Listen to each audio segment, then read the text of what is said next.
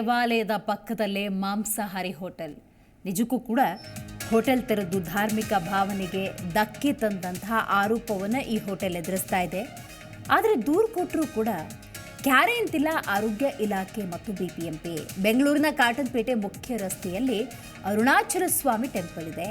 ಆದರೆ ಈ ದೇಗುಲದ ಪಕ್ಕದಲ್ಲೇ ಮಾಂಸಾಹಾರಿ ಹೋಟೆಲ್ ತೆರೆಯಲಾಗಿದೆ. ಹಾಗಾಗಿ ಶತಮಾನಗಳ ಇತಿಹಾಸ ಪ್ರಸಿದ್ಧ ಅರುಣಾಚಲ ಸ್ವಾಮಿ ದೇವಾಲಯದ ಪಕ್ಕಕ್ಕೆ ಅಂಟಿಕೊಂಡಂತಿರುವ ಬಿರಿಯಾನಿ ಸೆಂಟರನ್ನು ತೆರವು ಮಾಡಬೇಕು, ಇದರಿಂದ ಧಾರ್ಮಿಕ ಭಾವನೆಗೆ ಧಕ್ಕೆಯಾಗುತ್ತೆ ಅನ್ನುವಂತಹ ಪರಿಪರಿ ಮನವಿಯನ್ನು ಮಾಡಿಕೊಂಡ್ರೂ ಕೂಡ ಬಿಬಿಎಂಪಿ ಅಧಿಕಾರಿಗಳು, ಆರೋಗ್ಯ ಇಲಾಖೆ ಎಚ್ಚೆತ್ತುಕೊಂಡಿಲ್ಲ. ಹಾಗಾಗಿ ಒಂದಷ್ಟು ಅಸಮಾಧಾನ ಅನ್ನೋದು ವ್ಯಕ್ತವಾಗ್ತಾ ಇದೆ. ನೀವೀಗೇನು ನೋಡ್ತಾ ಇದ್ದೀರಿ, ಶ್ರೀ ಅರುಣಾಚಲೇಶ್ವರ ಸ್ವಾಮಿ ದೇವಾಲಯದ ಪಕ್ಕದಲ್ಲೇ ಇರುವಂತಹ ಬಿರಿಯಾನಿ ಸೆಂಟರ್ನ ಮಾಂಸಾಹಾರಿ ಹೋಟೆಲ್ ಬೇಡ ಅಂತ ಮನವಿ ಮಾಡಿದ್ರು ಕೂಡ ಹೋಟೆಲ್ನವರಿಗೆ ಯಾವುದೇ ರೀತಿಯ ಸ್ಪಂದನೆಯನ್ನು ನೀಡಿಲ್ಲ ಹೋಟೆಲ್ನವರು ಅಂಥೇಳಿ ಇದೀಗ ದೇವಸ್ಥಾನದವರು ಕೂಡ ತಮ್ಮ ನೋವನ್ನು ತೋಡ್ಕೊಂಡಿದ್ದಾರೆ. ಕಾಟನ್ಪೇಟೆ ಮುಖ್ಯ ರಸ್ತೆಯಲ್ಲೇ ಇದೆ ಅರುಣಾಚಲ ಸ್ವಾಮಿ ದೇವಸ್ಥಾನ. ಮಾಂಸಾಹಾರಿ ಹೋಟೆಲ್ನಿಂದ ದೇವಾಲಯಕ್ಕೆ ಬರುವಂಥ ಭಕ್ತರಿಗೆ ಇರಸು ಮುರುಸಾಗುತ್ತೆ, ಧಾರ್ಮಿಕ ಭಾವನೆಗಳಿಗೆ ಧಕ್ಕೆಯಾಗುತ್ತೆ. ಮಾಂಸಾಹಾರದ ಬದಲು ಸಸ್ಯಾಹಾರ ಹೋಟೆಲ್ ಮಾಡಿದ್ರೆ ನಾವು ಕೂಡ ಸಪೋರ್ಟ್ ಮಾಡ್ತಿದ್ವಿ ಅಂತ ಇದೀಗ ದೇವಸ್ಥಾನದ ಆಡಳಿತ ಮಂಡಳಿ ಹೇಳಿಕೊಂಡಿದೆ. ಮಾಂಸಾಹಾರ ಊಟ ಮಾಡೋದಕ್ಕೆ ಬರುವ ಕುಡುಕರಿಂದ ಭಕ್ತಾದಿಗಳಿಗೆ ಬಹಳ ತೊಂದರೆಯಾಗುತ್ತೆ ಅಂಥೇಳಿ ಆಡಳಿತ ಮಂಡಳಿ ಹೇಳಿಕೊಂಡಿದೆ.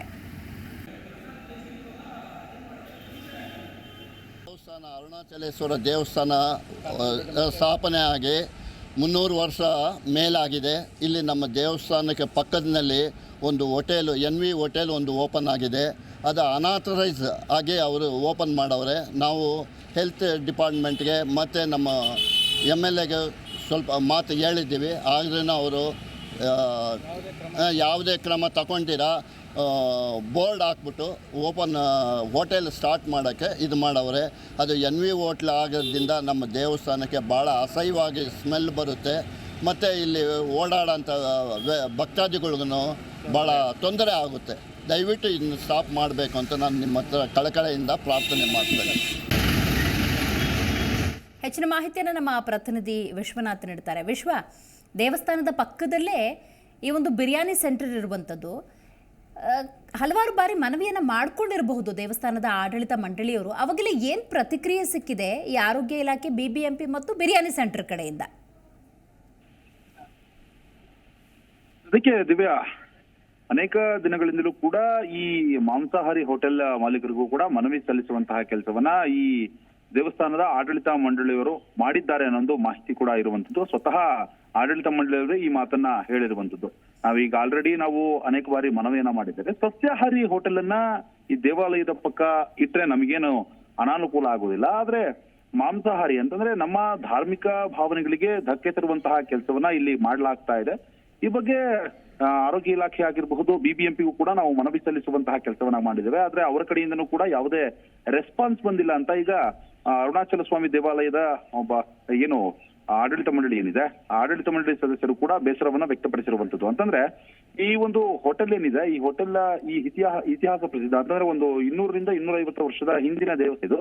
ಇದರ ಒಂದು ಅಂಟಿಕೊಂಡಂತೆಯೇ ಈ ಮಾಂಸಾಹಾರಿ ಹೋಟೆಲ್ ಅನ್ನ ತೆಗೆದಿರುವಂತದ್ದು ದೊಡ್ಡ ಚರ್ಚೆಗೂ ಕೂಡ ಗ್ರಾಸವಾಗಿರುವಂತದ್ದು. ಯಾಕಂದ್ರೆ ಪರ್ಮಿಷನ್ ತಗೊಂಡ್ರು ಕೂಡ ಅಂದ್ರೆ ಕಾಟನ್ಪೇಟೆ ವ್ಯಾಪ್ತಿ ಅಂತಂದ್ರೆ ಅದು ಕಮರ್ಷಿಯಲ್ ಆಗಿ ಹೋಟೆಲ್ಗಳು ಇರುವಂತದ್ದು, ಬಾರ್ ಅಂಡ್ ರೆಸ್ಟೋರೆಂಟ್ಗಳು ಇರುವಂತದ್ದು ಎಲ್ಲವೂ ಕೂಡ ಇರುವಂತದ್ದೇ. ಆದ್ರೆ ಇಲ್ಲಿ ಭಾವನಾತ್ಮಕವಾಗಿ ಮತ್ತು ಧಾರ್ಮಿಕ ಭಾವನೆಗಳಿಗೆ ದೇವಸ್ಥಾನಕ್ಕೆ ಮಡಿ ಮೈಲಿಗೆಯಿಂದ ಹೋಗಬೇಕು ಅನ್ನೋ ನಿಟ್ಟಿನಲ್ಲಿ ಅನೇಕ ಮಂದಿ ಯೋಚನೆ ಮಾಡ್ತಾ ಇರ್ತಾರೆ.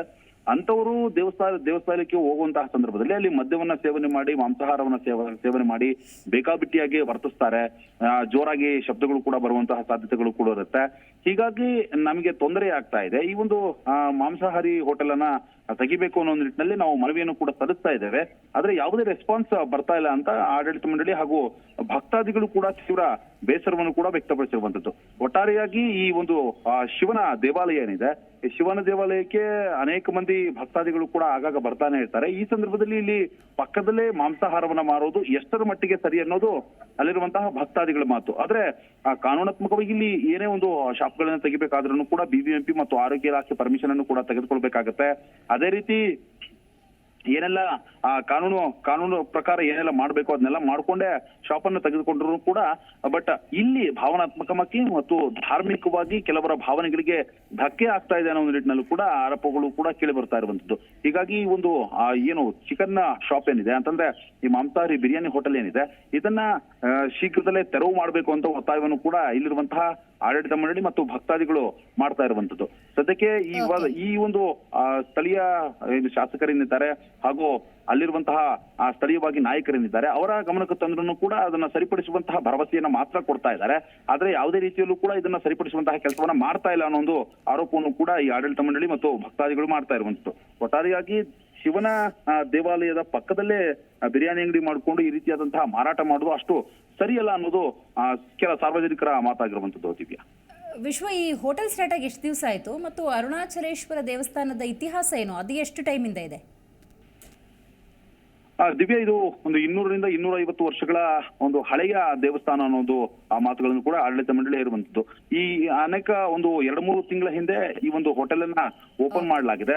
ಆದ್ರೂ ಕೂಡ ನಾವು ಮನವಿಯನ್ನ ಸಲ್ಲಿಸ್ತಾ ಇದ್ದೇವೆ. ನಮಗೆ ಸರಿಯಾದಂತಹ ರೆಸ್ಪಾನ್ಸ್ ಕೂಡ ಬರ್ತಾ ಇಲ್ಲ. ಯಾಕಂತಂದ್ರೆ ರಾತ್ರಿ ಆದ್ರೆ ಸಾಕು ಇಲ್ಲಿ ಮದ್ಯಪಾನ ಮಾಡಿ ಮಾಂಸಾಹಾರವನ್ನ ಸೇವಿಸೋದಕ್ಕೆ ಅನೇಕ ಮಂದಿ ಮದ್ಯಪ್ರಿಯರು ಕೂಡ ಬರ್ತಾ ಇರ್ತಾರೆ. ಈ ಸಂದರ್ಭದಲ್ಲಿ ಇಲ್ಲಿ ಬರುವಂತಹ ದೇವಾಲಯ ಅಂತಂದ್ರೆ ಸೋಮವಾರ ಮತ್ತು ಬೇರೆ ಬೇರೆ ದಿನಗಳಲ್ಲಿ, ವಿಶೇಷ ದಿನಗಳಲ್ಲಿ ಇಲ್ಲಿ ಪೂಜೆ ಮಾಡಿಸೋದಕ್ಕೆ, ಅರ್ಚನೆ ಮಾಡಿಸೋದಕ್ಕೆ ಅನೇಕ ಮಂದಿ ಬರ್ತಾನೆ ಇರ್ತಾರೆ. ಈ ಸಂದರ್ಭದಲ್ಲಿ ಭಕ್ತರಿಗೆ ತೊಂದರೆ ಆಗುವಂತಹ ಕೆಲಸ ಕೂಡ ಆಗ್ತಾ ಇದೆ. ಹೀಗಾಗಿ ಇದನ್ನ ಸರಿಪಡಿಸಿ ಆ ಭಕ್ತಾದಿಗಳಿಗೂ ಕೂಡ ಅನುಕೂಲ ಮಾಡಬೇಕು. ಅದೇ ರೀತಿಯಾಗಿ ಅಂತಂದ್ರೆ ಈ ಗೋಡೆ ಏನಿದೆ ಅಂತಂದ್ರೆ ದೇವಾಲಯದ ಗೋಡೆ ಏನಿದೆ ಅದಕ್ಕೆ ಅಂಟಿಕೊಂಡಂತೆ ಇರುವುದರಿಂದ ಆ ದೇವಸ್ಥಾನದ ಪಾವಿತ್ರ್ಯತೆ ಕೂಡ ಹಾಳಾಗ್ತದೆ ಅನ್ನೋ ನಿಟ್ಟಿನಲ್ಲೂ ಕೂಡ ಆಡಳಿತ ಮಂಡಳಿ ಆಗಿರಬಹುದು, ಭಕ್ತಾದಿಗಳಾಗಿರಬಹುದು ಆರೋಪನ ಮಾಡ್ತಾ ಇರುವಂತದ್ದು. ಒಟ್ಟಾರೆಯಾಗಿ ಈ ಪ್ರಕರಣದಲ್ಲಿ ಆರೋಗ್ಯ ಇಲಾಖೆ ಮತ್ತು ಬಿಬಿಎಂಪಿಯ ನಿರ್ಲಕ್ಷ್ಯ ಎದ್ದು ಕಾಣ್ತಾ ಇದೆ ಅಂತ ಹೇಳ್ಬೋದು. ಯಾಕಂತಂದ್ರೆ ಒಂದು ದೇವಾಲಯ ಅಂತಂದ್ರೆ ಅದು ಪವಿತ್ರವಾಗಿರ್ಬೇಕು. ಅಲ್ಲಿರುವಂತಹ ಭಕ್ತಾದಿಗಳು ಮಡಿ ಮೈಲಿಗೆಯಿಂದ ದೇವಾಲಯಗಳಿಗೆ ಬರುವಂತಹ ಅನೇಕ ಮಂದಿಯನ್ನ ನಾವು ನೋಡ್ತಾನೆ ಇರ್ತೀವಿ. ಇದನ್ನ ಪರಿಗಣಿಸದೆ ಇಲ್ಲಿ ಶಾಪ್ ಮಾಡೋದಕ್ಕೆ ಪರ್ಮಿಷನ್ ಕೊಡಲಾಗಿದೆ ಅನ್ನೋದು ಆರೋಪವನ್ನು ಕೂಡ ಮಾಡ್ತಾ ಇರುವಂತದ್ದು ಸ್ಥಳೀಯರು. ಹೀಗಾಗಿ ಇದನ್ನ ಆದಷ್ಟು ಬೇಗ ತೆರವುಗೊಳಿಸುವಂತಹ ಕೆಲಸವನ್ನ ಮಾಡಲೇಬೇಕು ಅಂತ ಆಡಳಿತ ಮಂಡಳಿ ಹಾಗೂ ಭಕ್ತಾದಿಗಳು ಆಗ್ರಹಿಸಿರುವಂತದ್ದು. ಥ್ಯಾಂಕ್ ಯು ವಿಶ್ವ, ನಿಮ್ಮೆಲ್ಲ ಮಾಹಿತಿಗಾಗಿ. ಜಿ ಕನ್ನಡ ನ್ಯೂಸ್ ಈಗ ನಿಮ್ಮ ಮನೆಯಲ್ಲೇ ನೋಡಿ. ಎಲ್ಲ ಕೇಬಲ್ಗಳಲ್ಲಿ ಈಗ ಲಭ್ಯ. Sun Direct 292, Jio TV 1334, U Digital 162, City Cable 51, GTPL 17, Abhishek cables 821, Rock Line telecommunication 51, Shri Basaveshwara number 60, Vinayaka digital number 53, in digital number 896ರಲ್ಲಿ. ನಿಮ್ಮಿಸ್ತದ ಜಿ ಕನ್ನಡ ನ್ಯೂಸ್ ನೋಡಿ ಆನಂದಿಸಿ.